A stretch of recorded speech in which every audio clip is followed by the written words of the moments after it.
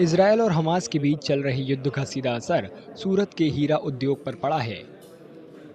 सूरत और इजरायल के बीच व्यापार का मूल्य करीब 4,200 करोड़ रुपए का है। इस पर युद्ध का प्रतिकूल असर पड़ सकता है।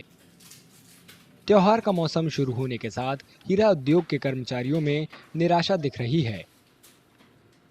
वैश्विक मंदी, यूक्रेन रशिया का युद्ध, बाद में ये इजरायल और हमास का युद्ध, तो ये सब क्या हमारा डायमंड इंडस्ट्री दूसरे देशों पर डिपेंडेंट है।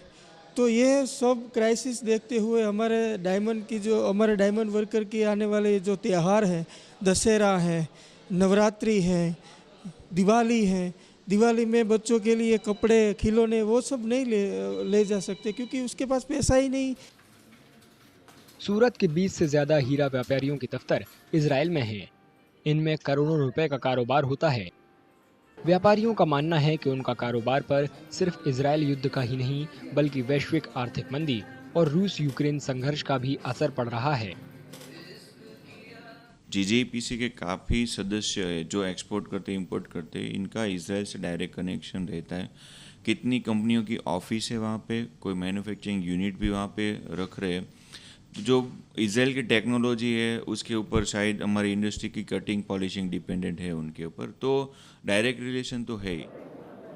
भारत और इजरायल के बीच रत्न और आभूषण व्यापार वित्तीय साल 2013-14 में 2.04 अरब डॉलर था, जबकि वित्तीय साल 2012 में 2.8 अरब डॉलर था।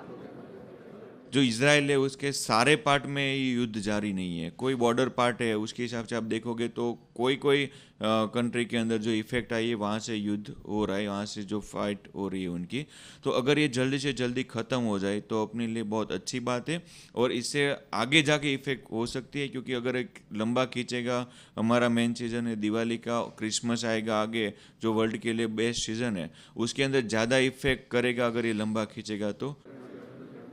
परेशानियों का कोई हल नहीं दिख रहा और सूरत के हीरा उद्योग को आने वाला समय अंधकारमय दिख रहा है।